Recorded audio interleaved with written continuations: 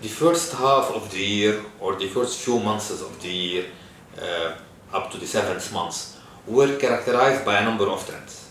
First, a prolongation of the political statu quo, delay in the presidential election process amid the vacuum since last October, the presidential vacuum since last October, the limitation of the cabinet meetings to emergency issues only, and the stalling of the legislation process at the level of the parliament. So one, political statu quo. Two, an improvement in the real economy, but a slight improvement in the real economy driven by private consumption, while private investment is lagging behind. And the touristic sector in particular has been a main driver for private consumption growth. Three, a quasi-stability in monetary conditions, with the exchange rate hovering around 90 Tau since last March, amid the significant intervention of the Central Bank of Lebanon on the side of a platform. And four, significant socio-economic pressures, because unemployment has hit above 30%, one of the high ratios in emerging markets, and inflation has hit around 300%, raising the cumulative inflation since the onset of the crisis to around 4,600%. So those are the main characteristics of the first half year or first 7 months of this year, 2023.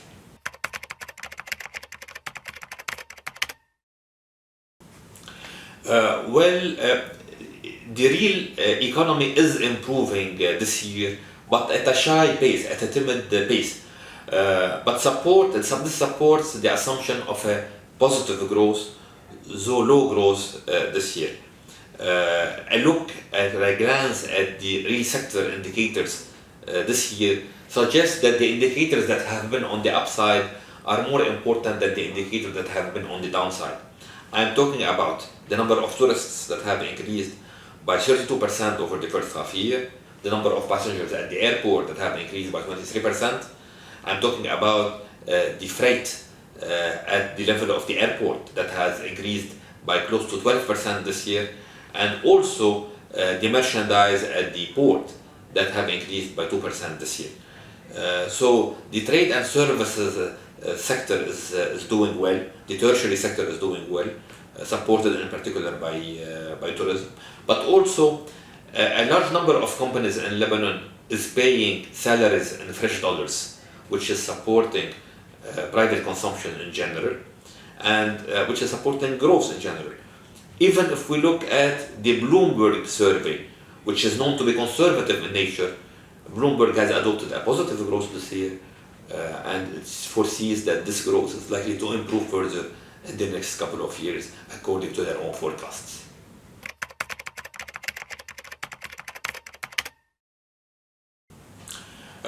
The issue of the cash economy and the threats surrounding it is a worrisome issue. The World Bank has estimated the cash economy at $9.9 billion, the equivalent of 46% of GDP, a high ratio by comparative standards. And this ratio is increasing year after year. When the cash economy grows, this is at the detriment of output growth, at the detriment of creation of jobs and employment, and at the detriment of per capita income. Also, when the cash economy grows, the informal economy expands, and accordingly this allows for more illicit transactions and more tax evasion at large. Also, the effectiveness of the fiscal and monetary policies is reduced when the cash economy grows. So for all those considerations, we believe it's time for the state to adopt a recovery plan, which is aimed to restore the financial sector role as the main financial intermediation in the country again, in order to ensure the much needed economic value added at the horizon, and to ensure the materialization of economic recovery in the medium to long term.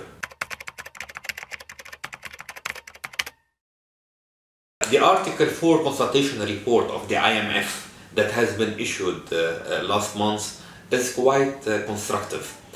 On one hand, it describes well the crisis and its outcomes, and it fairly assigns challenges and responsibilities. On the other hand, it provides a promising way out for Lebanon's crisis throughout its recommendations for fiscal policy, monetary policy, and banking sector reform. We at Bank Audi, we believe that the only way out to get out of Lebanon's crisis is through an agreement with the IMF. We need international assistance directly secured by the IMF and indirectly by other donors, donor countries and donor institutions. Those would commit to pledges again to Lebanon once they see the IMF on board as an international watchdog for reform implementation in Lebanon. Having said that, we are keeping our fingers crossed so that an IMF agreement takes place, putting an end to the crisis that Lebanon went through over the past 4 years, putting an end to the huge socio-economic pressures on households, and ensuring a strong positive growth momentum again in the country.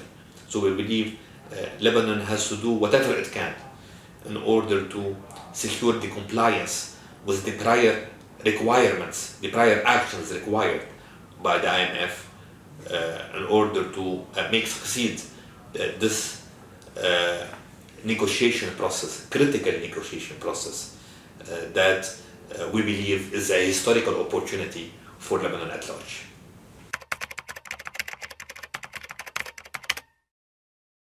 The requirements for a positive macroeconomic scenario in Lebanon revolve around the following. First, a smooth transition at the level of the central bank. Second, the election of a president shortly, as soon as possible. Then the formation of a credible and efficient cabinet. Then the securing of the agreement, the full-fledged agreement with the IMF, to be followed by international assistance directly from the IMF or from donor countries and institutions. If we go in this direction, then growth can go up to close to double-digit level.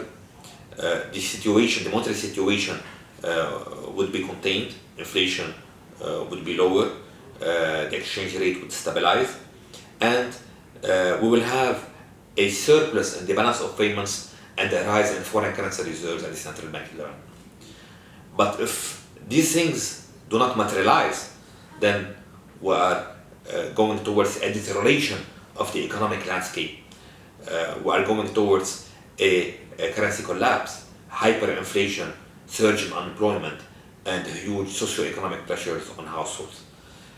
So given this paradox, we believe it's very important for political authorities to rise above their narrow interest, to reduce differences and bickering, to foster for common grounds among themselves, and to embark on the much needed settlement and reforms at large.